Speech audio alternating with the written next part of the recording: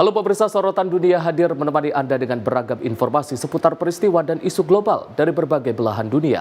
Bersama saya Arif Rifai, inilah sorotan dunia selengkapnya.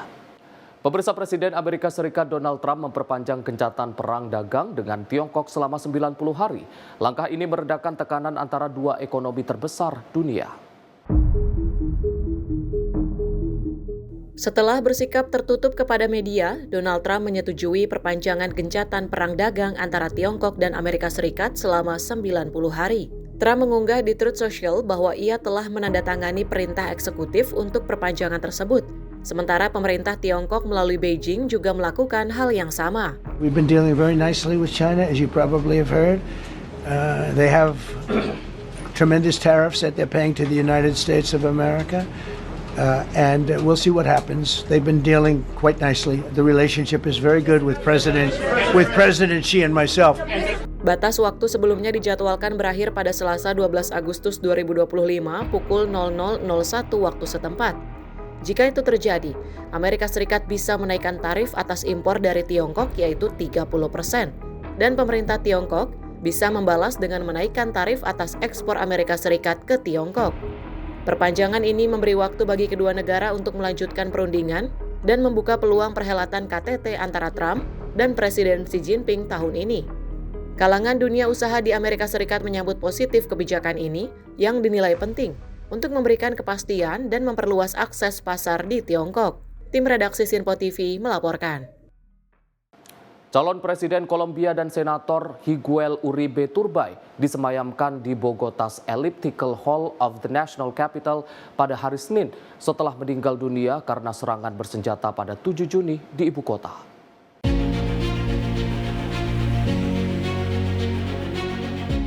Jenazah Miguel Uribe Turbay disemayamkan di Hall Elliptical Capitol National untuk diberi penghormatan oleh keluarga, teman, dan sesama senator. Istri, anak tiri, dan ayahnya turut hadir dalam acara duka.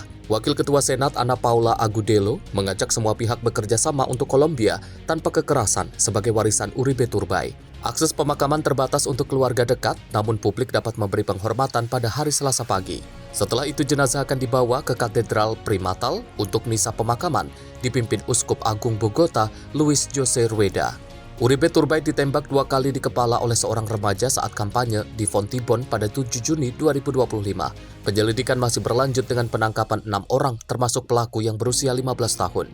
Tim redaksi Sinpo TV melaporkan.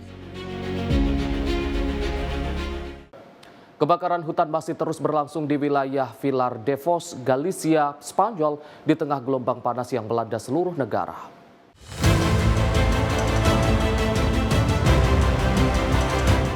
Kebakaran hutan besar terjadi di Galicia, Spanyol, di mana petugas pemadam kebakaran terus berjuang memadamkan api yang membakar di wilayah Vilar de Foz. Rekaman menunjukkan pesawat penyemprot air memadamkan api dari udara, sementara asap tebal nampak membumbung tinggi. Warga setempat terlihat mengamati kebakaran dari jalan raya, sementara petugas keamanan dan penyelamat siaga di lapangan. Beberapa kebakaran lain juga terjadi di Chandrexa de Cuesa, di mana api telah melahap lebih dari 3.000 hektar hutan, serta di Villaderfos yang mengalami kebakaran seluas 580 hektar. Kebakaran di Moyalde juga menyebabkan status alert level 2 karena api semakin mendekati perumahan warga. Menteri Transisi Ekologi Spanyol melaporkan bahwa sepanjang tahun ini lebih dari 39.000 hektar lahan telah terbakar atau meningkat 9% dibanding periode yang sama tahun sebelumnya. Musim kebakaran tahun ini dikenal sebagai salah satu yang paling parah. Hal ini disebabkan kondisi panas ekstrim yang kering yang mempercepat penyebaran api. Upaya pemadaman dilakukan baik dari udara maupun darat untuk meminimalisir kerugian. Tim redaksi Sinpo TV melaporkan. Pemirsa, Presiden Donald Trump salah sebut lokasi pertemuan dengan Presiden Rusia Vladimir Putin. Trump mengira akan berangkat ke Rusia, padahal pertemuan dijadwalkan di Alaska, Amerika Serikat.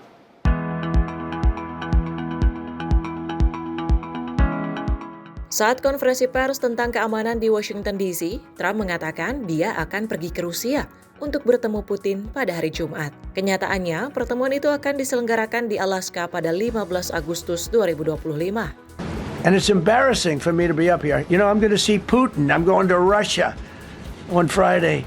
I don't like being up here talking about how unsafe and how dirty and disgusting this once beautiful capital was. So look, let's just do this. Let's do this. It's going to be a big thing. We're going to Russia. That's going to be a big deal. What happens, happens. I'll let you know what happens. You'll be the first to know. I'll be calling the European leaders. I'm going with totally. I mean, we have a lot of talks. They're great people. They're great leaders, actually, and they want to get back. Honestly, as one of them said, I've OD'd on trying to settle Ukraine. They've OD'd, meaning they've overdosed on the settlement of Ukraine. Pertemuan dengan Putin di Alaska akan menjadi pertemuan resmi pertama antara keduanya sejak 2021. Summit ini diharapkan dapat membahas upaya mengakhiri konflik dengan Ukraina. Tim redaksi Sinpo TV melaporkan. Komisi 1 DPR mendukung penuh langkah Presiden Prabowo yang menyiapkan Pulau Galang sebagai tempat pengobatan 2.000 warga Gaza yang menjadi korban perang. Wakil Ketua Komisi 1 DPR Dev Laksono menyebut tindakan Presiden Prabowo merupakan tindakan yang mulia.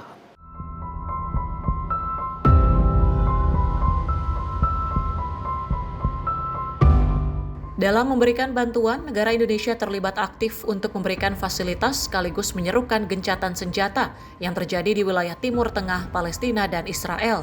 Salah satu bantuan tersebut, Presiden Prabowo Subianto akan menyiapkan satu pulau, yakni Pulau Galang, yang berada di Kepulauan Riau, untuk menampung sementara dalam memberikan bantuan medis kepada 2.000 warga Gaza yang menjadi korban perang. Hal ini banyak mendapat apresiasi yang dinilai bahwa tindakan Presiden Prabowo merupakan sebagai bentuk tindakan yang mulia. Wakil Ketua Komisi 1 Dev Laksono mengatakan bahwa pihaknya akan mendukung penuh kebijakan yang diambil oleh Presiden Prabowo Subianto. Dirinya memastikan Indonesia akan menyediakan pelayanan medis terbaik untuk korban warga Gaza. Upaya yang amat mulia yang digagas oleh Presiden Prabowo untuk merelokasi sejumlah warga Gaza yang membutuhkan pelayanan medis, khususnya kepada mereka yang perempuan, anak-anak, ya baik pelayanan medis fisik ataupun juga pelayanan medis mental dan emosional. Ini adalah suatu upaya yang baik, upaya yang mulia, dan ini wajib kita dukung. Kita pastikan bahwa kita bisa menyediakan pelayanan medis yang terbaik buat mereka agar mereka bisa kembali sembuh dan mereka kembali ke kampungnya dan membangun kampungnya. Gaza ini adalah satu permasalahan yang membutuhkan kerjasama secara masif oleh seluruh pihak dunia. Banyak pihak-pihak yang melakukan aksi-aksi damai di berbagai macam kota besar di seluruh dunia. Akan tapi kita harus lebih dari itu. Dan ini yang sudah ditunjukkan oleh Presiden Prabowo dengan kita melakukan relokasi dan juga membantu menyembuhkan mereka agar mereka bisa kembali berdiri dan menjadi bagian yang terhormat dari seluruh jajaran dunia. Dari Jakarta, Fahrizal, Sinpo TV melaporkan.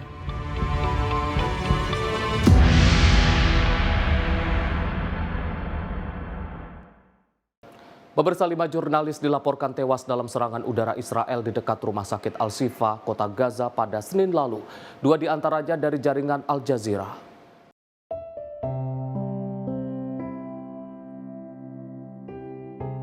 5 jurnalis dilaporkan tewas dalam serangan udara Israel di dekat Rumah Sakit Al-Shifa di Kita Gaza pada Senin lalu. 2 diantaranya adalah Anas Al-Sharif dan Mohamed Kreikia dari jaringan Al Jazeera. Rekaman video menunjukkan sebuah tenda dilalap api dengan beberapa jenazah tergeletak di tanah. Salah seorang jurnalis terdengar berteriak, Mohamed Kreikia sudah meninggal. Sementara warga terlihat mengusung jenazah Anas Al-Sharif sambil melantunkan takbir dan menyebut Anas sebagai orang yang dicintai Allah. Kantor media pemerintah di Gaza melaporkan bahwa pasukan pendudukan Israel menyerang 5 jurnalis melalui serangan langsung ke tenda jurnalis di dekat Rumah Sakit Al-Shifa. Al Jazeera dalam pernyataannya mengonfirmasi kematian Anas Al-Sharif, Mohamed Kreikia, Ibrahim Zahir, Mohamed Naufal, dan Moamin Aliwa. Militer Israel mengaku menjadikan Anas Al-Sharif sebagai sasaran dengan menuduhnya memimpin sel Hamas, serta menyimpan bukti dugaan keterlibatannya dalam aktivitas teror, termasuk mempromosikan serangan roket ke warga sipil Israel. Namun Al-Sharif sebelumnya membantah tuduhan tersebut melalui akunnya di platform X. Ia menegaskan tidak terkait dengan kelompok politik manapun dan misinya hanya untuk melaporkan kebenaran dari lapangan tanpa bias. Insiden ini terjadi setelah Kabinet Keamanan Israel pekan lalu menyetujui perluasan operasi di Gaza, termasuk pengambil alihan penuh Gaza City. Situasi kemanusiaan di Gaza mendapat kecaman internasional yang meluas, bahkan dari sekutu Israel sendiri. Tim redaksi Sinpo TV melaporkan. Sementara itu, warga Gaza menggelar proses pemakaman untuk 2 jurnalis Al Jazeera yang tewas dalam serangan udara Israel di bagian barat Gaza. Serangan tersebut menyasar tenda tempat jurnalis bekerja.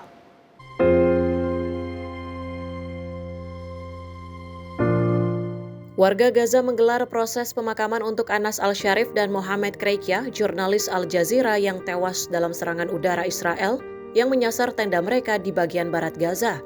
Video menunjukkan warga mengangkat jenazah dan melaksanakan sholat jenazah di lokasi tersebut. Lubang peluru dan puing-puing tersebar di sekitar tenda jurnalis. Koresponden Yemen Today, Abdel Hadi Farhat menyatakan bahwa kejahatan ini tidak akan menghentikan kerja jurnalistik mereka. Dia menduga pendudukan Israel melakukan pembunuhan karena peran penting jurnalis dalam mendokumentasikan kepedihan, pembantaian, dan pertumpahan darah sejak awal perang. Foto jurnalis Amer Al-Sultan mengisahkan saat ledakan terjadi. Dia menemukan Anas Al-Sharif di luar tenda dan Mohamed Kreikia yang terbakar. Mereka berusaha memadamkan api dan segera membawa Kreikia ke rumah sakit, namun ia meninggal dunia setengah jam kemudian. Kantor media pemerintah Gaza melaporkan bahwa 5 jurnalis tewas akibat serangan langsung pada tenda jurnalis dekat rumah sakit Al-Shifa di kota Gaza. Al Jazeera mengonfirmasi nama jurnalis yang meninggal, termasuk Anas Al-Sharif, Mohamed Kreikia, Ibrahim Zahir, Mohamed Naufal, dan Mohamed Aliwa. Militer Israel mengaku bertanggung jawab menyasar Anas Al-Sharif dengan tuduhan memimpin sel Hamas dan terlibat dalam aktivitas teroris, termasuk mempromosikan serangan roket terhadap warga sipil Israel. Sementara Anas Al-Sharif sebelumnya telah membantah tuduhan tersebut dan menegaskan dirinya hanya melaporkan fakta dari lapangan tanpa bias. Tim redaksi Sinpo TV melaporkan.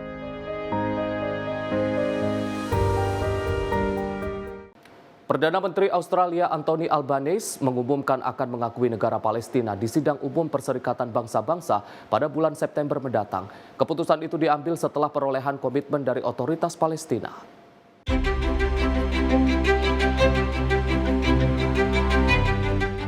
Perdana Menteri Australia Anthony Albanese menyampaikan komitmen untuk mengakui negara Palestina pada pertemuan kabinet. Ia mengatakan pengakuan resmi akan dilaksanakan pada sidang umum PBB bulan September 2025 mendatang, dengan syarat adanya komitmen dari Palestina untuk membentuk pemerintahan tanpa peran Hamas, melakukan demilitarisasi di Gaza, dan menggelar pemilu. Albanese mengungkapkan bahwa solusi 2 negara adalah harapan terbaik untuk memutus siklus kekerasan di Timur Tengah, serta mengakhiri konflik dan kesengsaraan di Gaza. Today I can confirm that at the 80th session of the United Nations General Assembly in September, Australia will recognise the state of Palestine. Australia will recognise the right of the Palestinian people to a state of their own, predicated on the commitments Australia has received from the Palestinian Authority. We will work with the international community to make this right a reality. Australia is making this statement today following our Cabinet meeting as part of a coordinated global effort building momentum for a 2-state solution. Over the past fortnight, I have discussed this with Prime Minister Starmer, President Macron, Prime Minister Luxon and Prime Minister Ishaba, as well as Prime Minister Netanyahu last Thursday and President Abbas last Tuesday. A 2-state solution is humanity's best hope to break the cycle of violence in the Middle East and to bring an end to the conflict, suffering and starvation in Gaza. Anthony juga mengutuk penyekatan bantuan Israel yang menghalangi akses makanan dan air untuk warga sipil Gaza. Tim redaksi Sinpo TV melaporkan. Pemirsa, setidaknya 1 orang dilaporkan tewas dan puluhan lain terluka atau terperangkap di bawah puing setelah terjadi ledakan di pabrik US Steel dekat Pittsburgh pada hari Senin. Rekaman menunjukkan momen ledakan dan asap hitam membumbung di atas pabrik.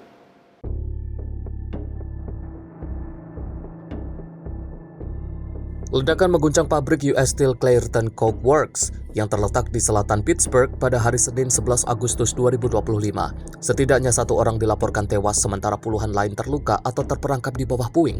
Rekaman video menunjukkan momen ledakan besar di pabrik itu disertai kepulan asap hitam yang membumbung tinggi. Tim darurat segera diturunkan untuk melakukan penyelamatan dan evakuasi di tempat kejadian. Menurut pihak berwenang, 2 pekerja masih dinyatakan hilang dan sedang dicari. Pabrik ini mempunyai ribuan pekerja dan merupakan salah satu operasi coking terbesar di Amerika Utara. Penyebab ledakan masih dalam penyelidikan. Tim redaksi Sinpo TV melaporkan. Pemirsa, informasi lainnya akan kami hadirkan usai jeda. Tetaplah bersama kami di Sorotan Dunia.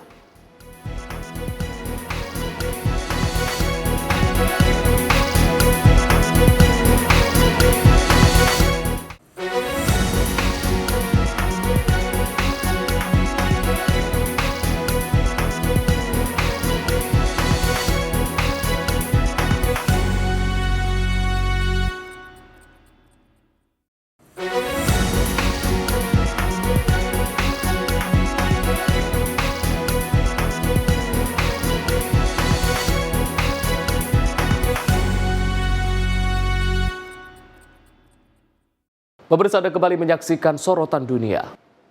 Polisi di Berlin membubarkan aksi protes pro-Palestina yang mengecam keterlibatan media Jerman dalam genosida. Demonstrasi tersebut terjadi hanya beberapa jam setelah 5 jurnalis tewas dalam serangan udara di kota Gaza. Polisi Berlin mengamankan para pengunjuk rasa yang membawa bendera Palestina dan spanduk.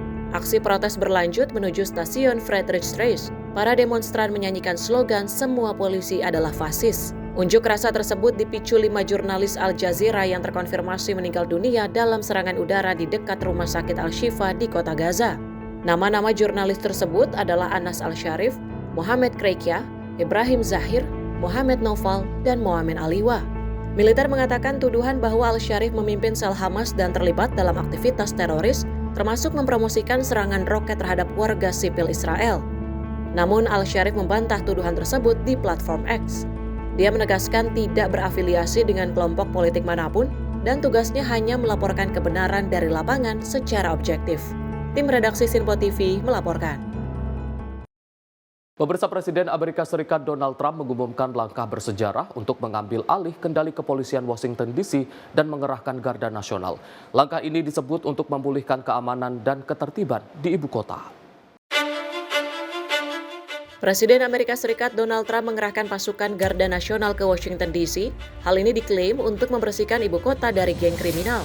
Dalam jumpa pers di Gedung Putih pada Senin 11 Agustus 2025, Trump mengatakan pengerahan pasukan Garda Nasional ini dilakukan untuk menyelamatkan Washington dari maraknya pelanggaran hukum.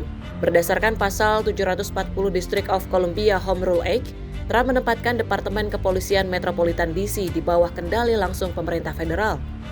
This is Liberation Day in D.C. and we're going to take our capital back. We're taking it back under the authorities vested in me as the President of the United States. I'm officially invoking Section 740 of the District of Columbia Home Rule Act. You know what that is? And placing the D.C. Metropolitan Police Department under direct federal control. In addition, I'm deploying the National Guard to help reestablish law, order, and public safety in Washington, D.C., and they're going to be allowed to do their job properly.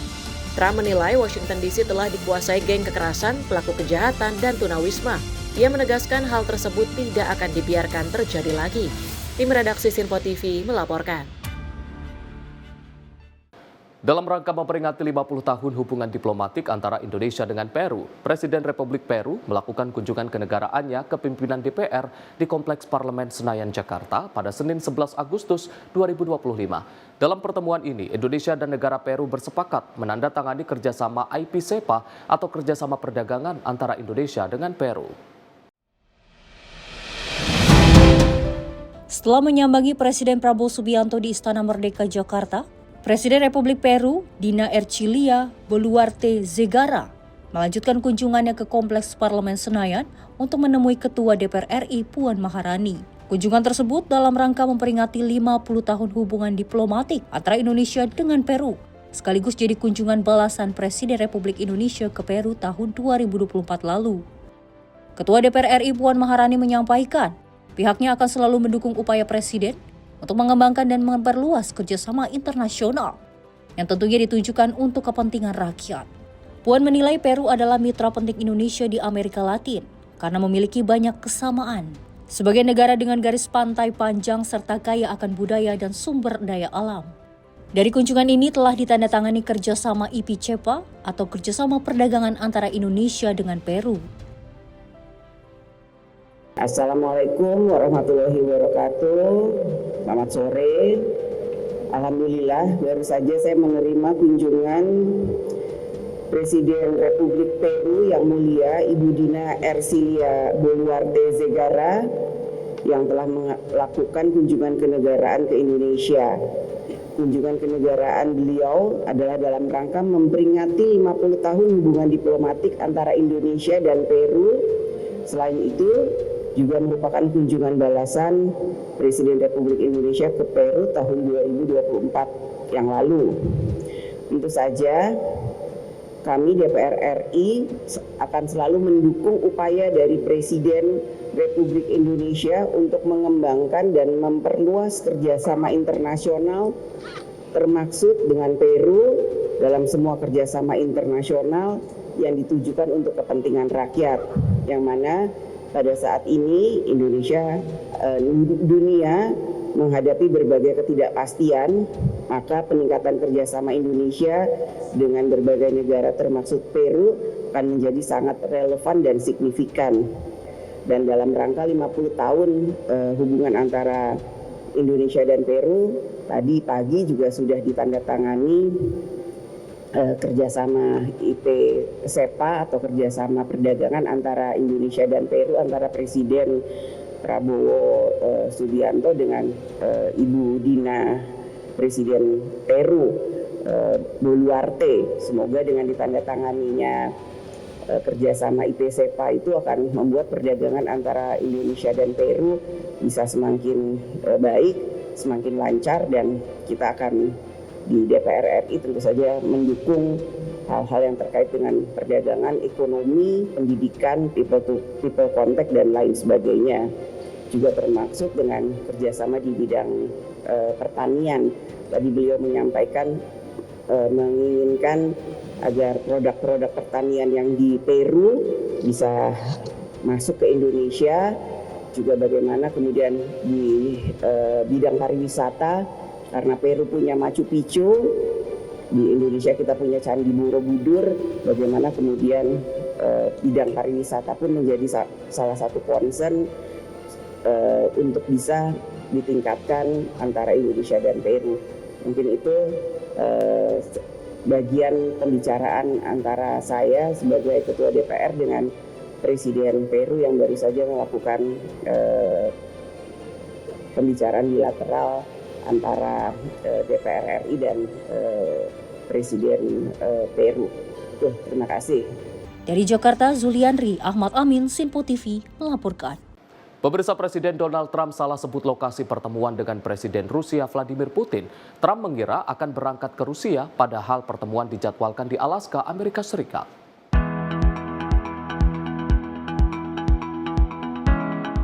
Saat konferensi pers tentang keamanan di Washington DC, Trump mengatakan dia akan pergi ke Rusia untuk bertemu Putin pada hari Jumat. Kenyataannya, pertemuan itu akan diselenggarakan di Alaska pada 15 Agustus 2025. And it's embarrassing for me to be up here. You know, I'm going to see Putin. I'm going to Russia on Friday. I don't like being up here talking about how unsafe and how dirty and disgusting this once beautiful capital was. So look. Let's just do this. Let's do this. It's going to be a big thing. We're going to Russia. That's going to be a big deal. What happens, happens. I'll let you know what happens. You'll be the first to know. I'll be calling the European leaders. I'm going with totally. I mean, we have a lot of talks. They're great people. They're great leaders, actually, and they want to get back. Honestly, as one of them said, I've OD'd on trying to settle Ukraine. They've OD'd, meaning they've overdosed on the settlement of Ukraine. Pertemuan dengan Putin di Alaska akan menjadi pertemuan resmi pertama antara keduanya sejak 2021. Summit ini diharapkan dapat membahas upaya mengakhiri konflik dengan Ukraina. Tim redaksi Sinpo TV melaporkan. Sementara itu, pemirsa, Rusia kembali membombardir kota Zaporizhia, Ukraina pada Minggu 10 Agustus 2025. Akibatnya 12 warga sipil dilaporkan terluka dalam serangan tersebut dan telah dibawa ke rumah sakit terdekat untuk mendapatkan perawatan.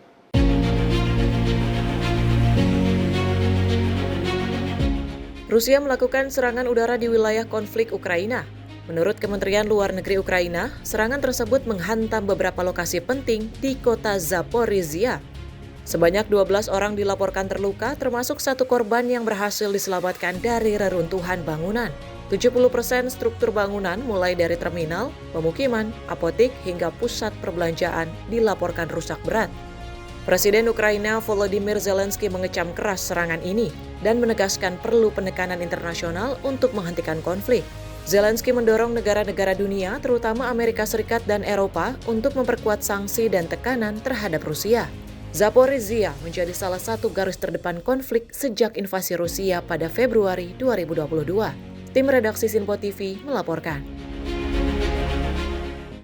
4 anak dan 2 orang dewasa tewas dalam kebakaran rumah di Charles County, Maryland, Amerika Serikat. Petugas menyatakan 3 orang selamat dalam insiden ini.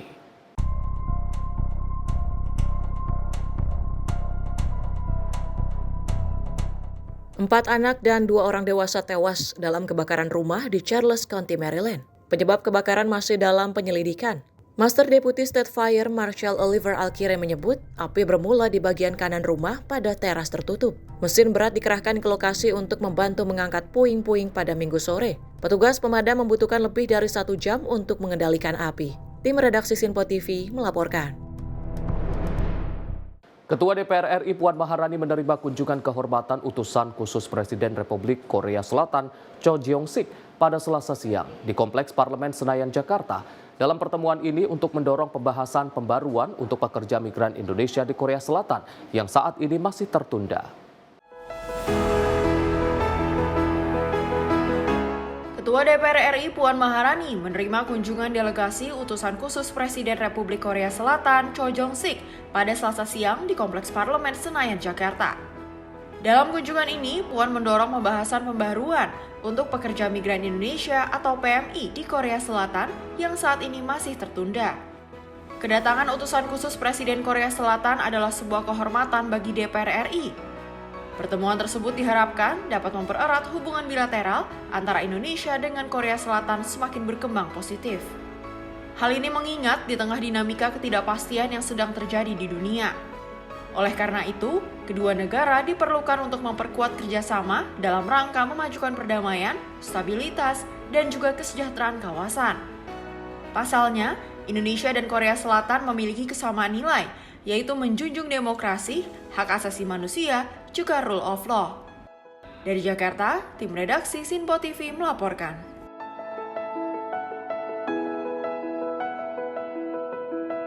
Presiden Prabowo Subianto menyambut Presiden Peru Dina Boluarte di Istana Merdeka Jakarta. Upacara penyambutan dilanjutkan dengan lagu kebangsaan dan perkenalan delegasi. Kunjungan ini juga membahas komitmen penyelesaian SEPA dalam 6 bulan ke depan.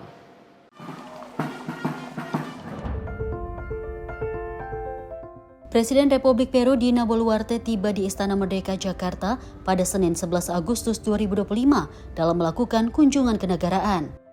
Kedatangannya disambut langsung oleh Presiden Prabowo Subianto dalam rangkaian acara resmi yang diawali dengan jabat tangan dan perbincangan hangat. Prabowo tampak mengenakan jas didampingi sejumlah pejabat tinggi negara, termasuk Mensesnek Prasetyo Hadi dan Menlu Sugiono. Upacara penyambutan dilanjutkan dengan pengumandangan lagu kebangsaan kedua negara serta perkenalan delegasi masing-masing. Boluarte tiba di Indonesia sehari sebelumnya melalui Bandara Soekarno-Hatta dan disambut oleh Menteri Perdagangan Budi Santoso serta Gubernur Banten Andra Soni. Kedatangannya juga dimeriahkan dengan penampilan tarian tradisional Indonesia. Pertemuan ini menjadi bagian dari upaya mempererat hubungan bilateral. Kedua pemimpin sepakat untuk menyelesaikan perundingan SEPA atau Comprehensive Economic Partnership Agreement dalam 6 bulan ke depan. Prabowo menyampaikan keyakinannya bahwa kesepakatan tersebut dapat segera ditandatangani. Tim redaksi Sinpo TV melaporkan.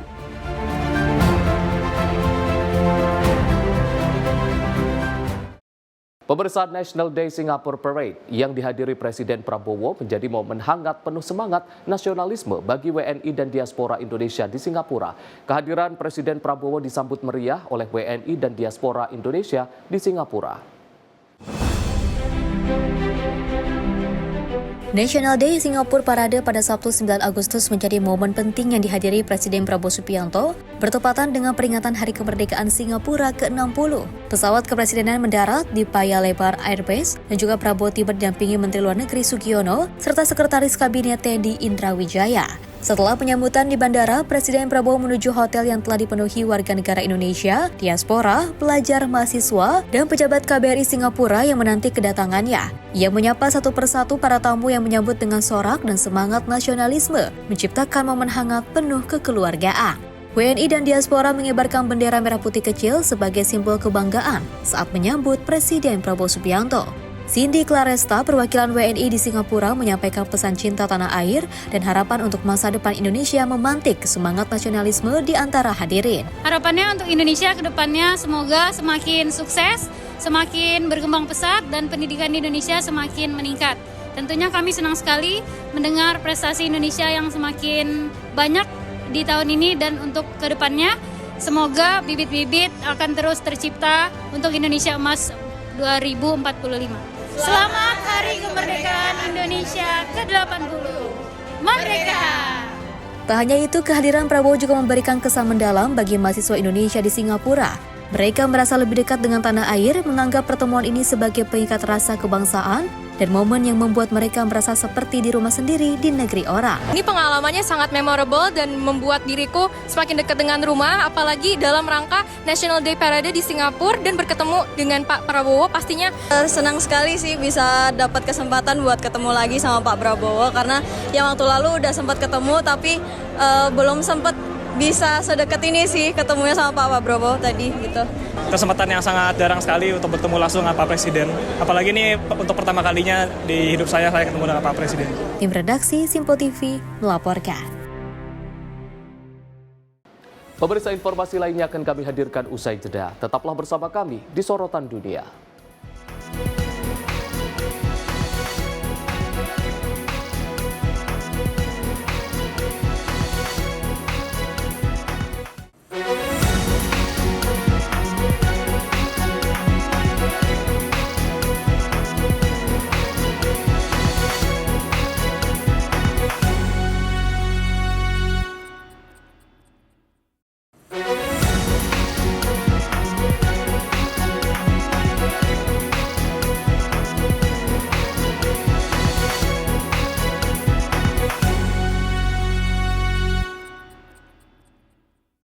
Pemirsa, Anda kembali menyaksikan Sorotan Dunia.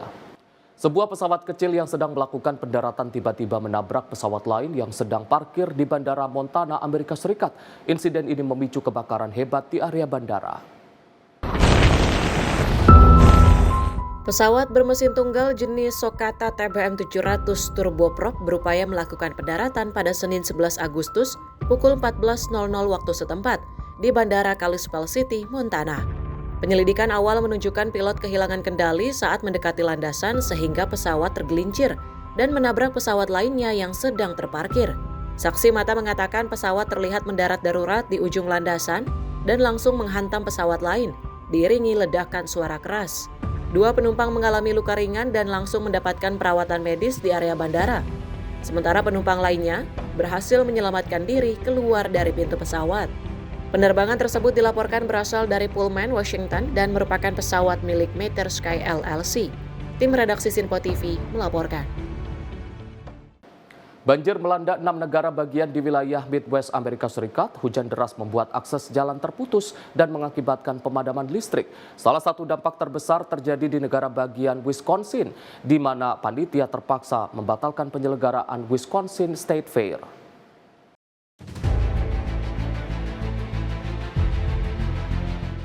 Badan Meteorologi Nasional Amerika Serikat mengeluarkan peringatan banjir untuk Kansas, Iowa, Nebraska, Missouri, Illinois, dan Wisconsin.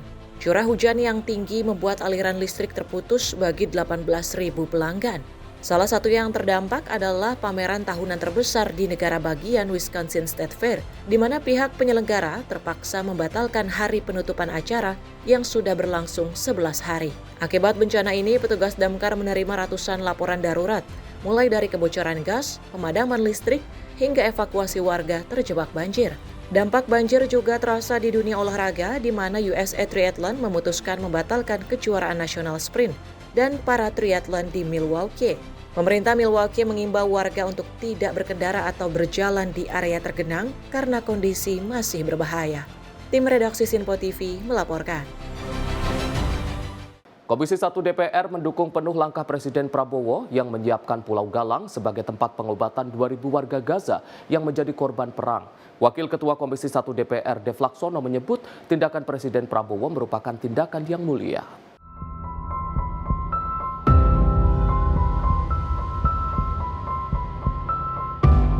Dalam memberikan bantuan, negara Indonesia terlibat aktif untuk memberikan fasilitas sekaligus menyerukan gencatan senjata yang terjadi di wilayah Timur Tengah, Palestina, dan Israel.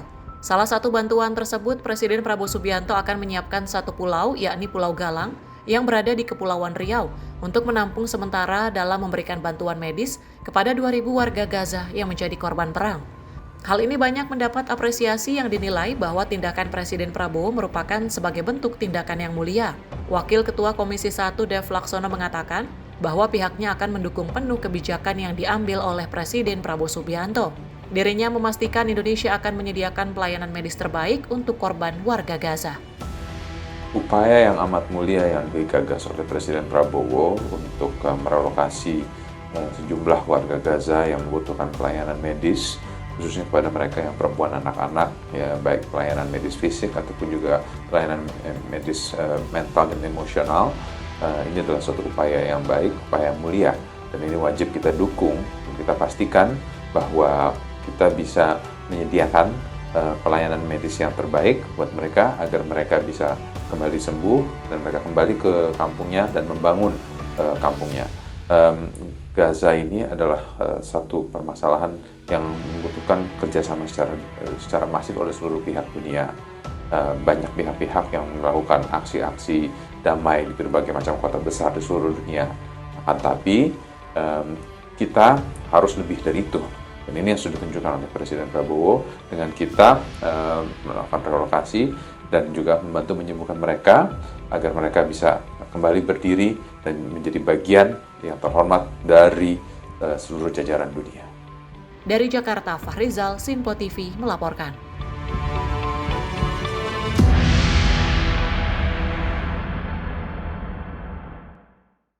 Presiden Amerika Serikat Donald Trump memimpin pertemuan bersejarah di Gedung Putih Jumat 8 Agustus 2025 yang mempertemukan pemimpin Armenia dan Azerbaijan. Agenda utama pertemuan ini adalah mengakhiri konflik yang berlangsung hampir 4 dekade dan membuka koridor transportasi strategis di kawasan Kaukasus Selatan.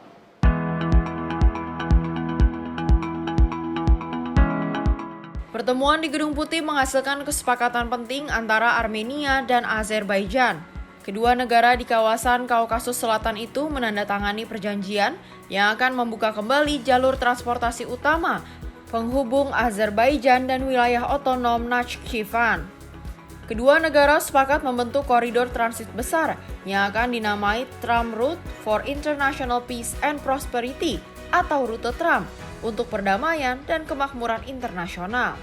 Koridor tersebut menghubungkan Azerbaijan dengan wilayah otonom Nakhchivan yang terpisah 32 km dari wilayah Armenia. Today's great achievement is yet another testimony to your global leadership and your legacy as a statesman and a peacemaker on the world stage. Tuntutan pembukaan jalur ini sebelumnya menjadi hambatan dalam perundingan damai dan menjadi pukulan geopolitik bagi Rusia yang selama ini hampir 40 tahun memposisikan diri sebagai mediator untuk memperluas pengaruh di Kaukasus Selatan. Tim redaksi Sinpo TV melaporkan. Gubernur Jakarta Pramono Anung melakukan kunjungan resmi ke Kuala Lumpur, Malaysia untuk menghadiri signing ceremony Letter of Intent Kemitraan Sister City. Acara ini menjadi momentum penting untuk mempererat hubungan antar kota sekaligus memperluas jejaring kolaborasi internasional Jakarta.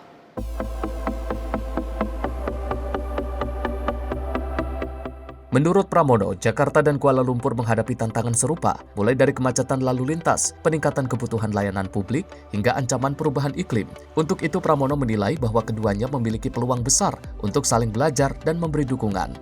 Dari kerjasama ini, Kedua kota sepakat memperkuat kolaborasi di berbagai bidang strategis seperti kesehatan dan kesejahteraan masyarakat, pencegahan dan penanggulangan banjir, pembangunan gedung hijau, dan dekarbonisasi energi, transportasi berkelanjutan, pengelolaan sampah, hingga pertukaran budaya dan pariwisata. Jakarta and Kuala Lumpur are more than just close neighbors. We are connected by the rich history, vibrant culture, the common goal of creating more sustainable future for our cities too. Also, when we have the badminton, sometimes very dynamic unit. Let us continue to strengthen. Sementara itu, dalam kesempatan yang sama, Wali Kota Kuala Lumpur, Datuk Seri Maimunah, pun menyampaikan apresiasi atas kunjungan Gubernur Pramono. Ia optimis bahwa kerjasama ini akan memberi manfaat positif. Kuala Lumpur menjadi sister city ketiga yang berhasil dibentuk dalam 6 bulan masa jabatan Gubernur Pramono. Tim redaksi, Sinpo TV, melaporkan. Pemirsa, Indonesia dan Belarus sepakat mempererat kerjasama industri melalui pertemuan bilateral antar kepala negara. Kemenperin menindaklanjuti kesepakatan ini dengan membahas peluang konkret di sektor strategis bersama pemerintah Belarus. Indonesia dan Republik Belarus sepakat meningkatkan kerjasama di bidang industri sebagai bagian dari penguatan hubungan bilateral. Kesepakatan ini mencuat dalam pertemuan Presiden Prabowo Subianto dengan Presiden Belarus Alexander Lukashenko di Minsk pada 15 Juli 2025 lalu. Keduanya membahas berbagai isu strategis termasuk perdagangan, industri, dan pemenuhan kebutuhan nasional. Menindaklanjuti pertemuan tersebut, Menteri Perindustrian Agus Gumiwang Kartasasmita menggelar pembicaraan dengan Menteri Luar Negeri Belarus Maxim Vladimirovich Reznikov di Jakarta pada 6 Agustus 2025. Dalam pertemuan itu dibahas peluang kerjasama konkret di sektor industri. Menperin menyebut Belarus berperan penting dalam upaya Indonesia menjalin perjanjian perdagangan bebas dengan negara-negara anggota Eurasian Economic Union. Meski volume perdagangan kedua negara masih terbatas, pemerintah optimistis akan potensi pertumbuhan yang besar. Fokus kerjasama diarahkan pada sektor otomotif, alat berat, mesin pertanian, produk argo, industri metalurgi, serta pengembangan kawasan industri dan teknologi 4.0. And we believe that the meeting between the two leaders, it serves as an important foundation on fostering closer cooperation between Indonesia and Belarus. Sebagai langkah selanjutnya, Kementerian Perindustrian akan mengirim delegasi ke Minsk untuk menyusun dokumen perjanjian kerjasama antar negara. Tim redaksi Sinpo TV melaporkan. Kota Medellin di Kolombia tengah bergema warna dan harum bunga. Ratusan sileteros turun ke jalan membawa kreasi bunga yang memukau dalam parade festival bunga ke-68.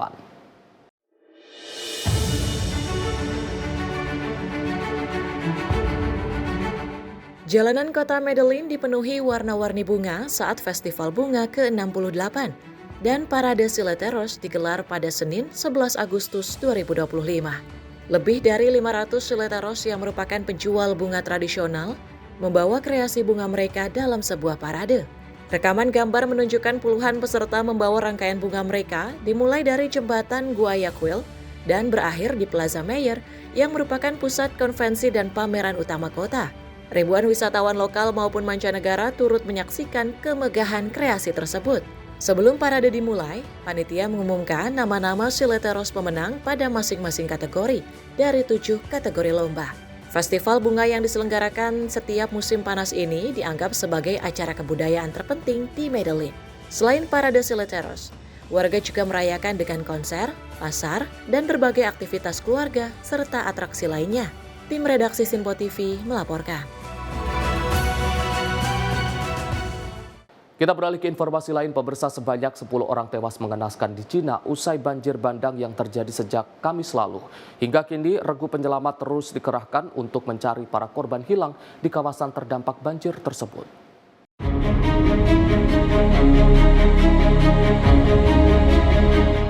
Banjir bandang yang melanda kawasan Yuzhong, Provinsi Gansu, Cina, sebabkan 10 orang tewas usai luapan lumpur dan banjir terjadi sejak Kamis lalu.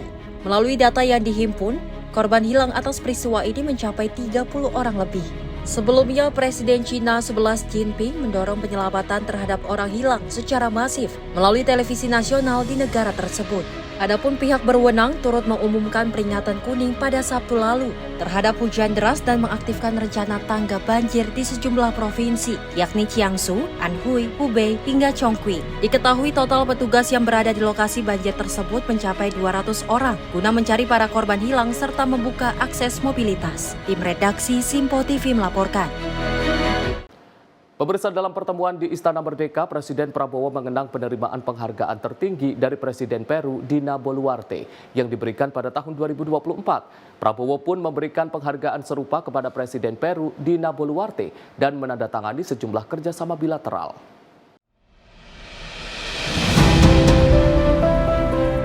Presiden Prabowo Subianto mengenang momen ketika dirinya menerima penghargaan tertinggi dari pemerintah Peru, Grand Cross of the Order of the Sun of Peru.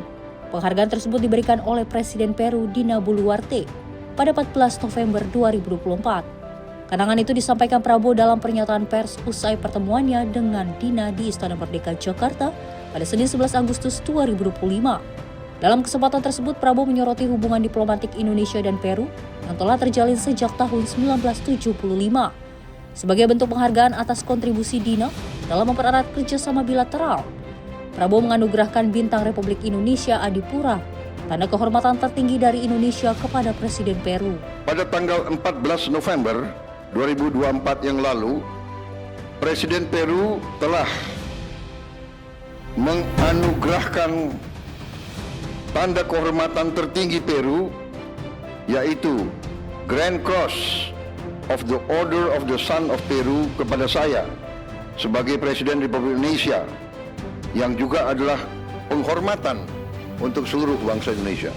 Hari ini saya telah menganugerahkan tanda kehormatan tertinggi dari negara kita, yaitu Bintang Republik Indonesia Adipurna, atas jasa dan peran beliau yang signifikan dalam meningkatkan hubungan persahabatan dan kerjasama bilateral kedua negara. Kami berharap kerjasama ini akan terus ditingkatkan di masa yang akan datang. Pertemuan kedua kepala negara juga menghasilkan sejumlah kesepakatan kerjasama. Pemerintah Indonesia dan Peru menandatangani kerjasama di berbagai bidang, seperti pemberantasan narkotika, perdagangan ilegal, ketahanan pangan, pertambangan, transisi energi, perikanan, dan pertahanan. Tim redaksi Simpo TV melaporkan. Wakil Ketua Komisi 1 DPR, Dev Laksono, merespon perihal pemerintah Malaysia yang ingin menempuh jalur damai melalui komunikasi dengan pemerintah Indonesia terkait Laut Ambalat. Namun Dev menyebut pemerintah Indonesia tetap perlu waspada dan terus mengawasi Laut Ambalat, khususnya Blok Barat yang berada di Sulawesi. Pemerintah Indonesia dan pemerintah Malaysia telah resmi untuk mengelola Laut Ambalat yang berada di Sulawesi setelah menjadi perebutan sejak lama. Namun pemerintah Malaysia enggan bahwa laut tersebut disebut sebagai Laut Ambalat. Oleh karena itu pemerintah Indonesia dan Malaysia bersepakat akan mencari solusi terbaik untuk menyelesaikan perihal Laut Ambalat. Merespon hal ini, Wakil Ketua Komisi 1 DPR Dev Laksono meminta pemerintah Indonesia melalui Kementerian Luar Negeri dan kementerian terkait untuk meningkatkan pengawasan dan diplomasi aktif demi memperkuat posisi hukum Indonesia. Dirinya juga menghargai komitmen dari pemerintah Malaysia untuk menyelesaikan persoalan itu secara damai. Dev juga berharap kepada pemerintah Indonesia agar dapat tetap waspada dan meningkatkan patroli di lapangan untuk memperjelas bahwa wilayah tersebut berada di bawah kontrol Indonesia.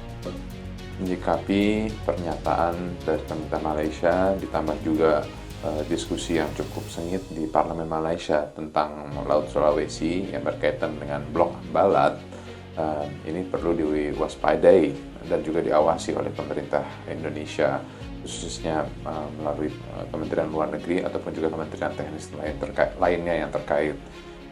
Hal ini tentunya berkaitan dengan blok ND6 dan ND7, dan kita berpegang teguh kepada perjanjian hukum internasional, termasuk perjanjian landas kontinen tahun 1969 dan UNCLOS tahun 1982, dan yang dimana tegas membahas juga mengatur tentang batas-batas wilayah kita. Dan kita tetap juga menghargai komitmen dari pemerintah Malaysia untuk menyelesaikan isu ini secara damai. Namun kita jangan sampai lengah, kita harus tetap waspada, kita harus memperkuat posisi dan narasi hukum kita melakukan diplomasi yang aktif di berbagai macam forum, dan pengawasan di lapangan dan patroli tetap harus ditingkatkan. Kita mendorong akan konsistensi dan penyebutan akan wilayah tersebut agar lebih tegas bahwa itu adalah milik kita, dan dengan kehadiran patroli yang rutin baik dari TNI Angkatan Laut, Angkatan Udara, ataupun juga dari instansi lainnya untuk memperjelas bahwa wilayah itu di bawah kontrol Indonesia. Dari Jakarta, Fahrizal, Dava Rizkiano, Sinpo TV melaporkan. Presiden Amerika Serikat Donald Trump menegaskan bahwa kondisi ekonomi negerinya masih sangat kuat dan kokoh meskipun menghadapi berbagai tantangan global. Trump memaparkan sejumlah grafik dan data positif yang menunjukkan kinerja ekonomi Amerika yang membanggakan di ruang Oval Office pada Kamis 7 Agustus 2025 waktu setempat.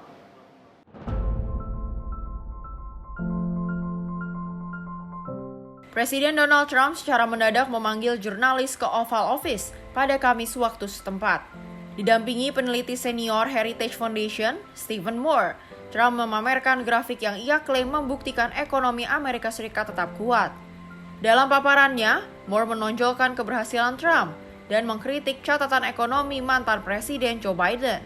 Langkah ini disebut sebagai upaya Trump mengubah narasi perekonomian di tengah pasar saham yang stabil, namun pertumbuhan lapangan kerja melambat dan tekanan inflasi meningkat. Moore juga menyebut, laporan Biro Statistik Tenaga Kerja di era Biden melebih-lebihkan penciptaan lapangan kerja hingga 1,5 juta. So I called the president because I had some very good news from some new data that we've been able to put together that no one has ever seen before, and I'll just very quickly go through these. So I was telling the president that he did the right thing in calling for a new head of the Bureau of Labor Statistics, because this shows that over the last 2 years of the Biden administration, the BLS overestimated job creation by 1.5 million jobs. Mr. President, that's a gigantic error. And I don't know if I'm not. It might not have been an error. That's the bad part. If it was an error, it would be one thing. I don't think it's an error. I think they did it purposely. Whether that, you may well be right, but even if it wasn't purposefully, it's incompetence. Right. Okay. So 1.5 million jobs overestimated. Tim redaksi Sinpo TV melaporkan. Pemirsa, informasi tadi sekaligus menutup sorotan dunia edisi kali ini. Saya Arif Rifai, mewakili seluruh kru yang bertugas mengucapkan terima kasih atas kebersamaan Anda. Sampai jumpa.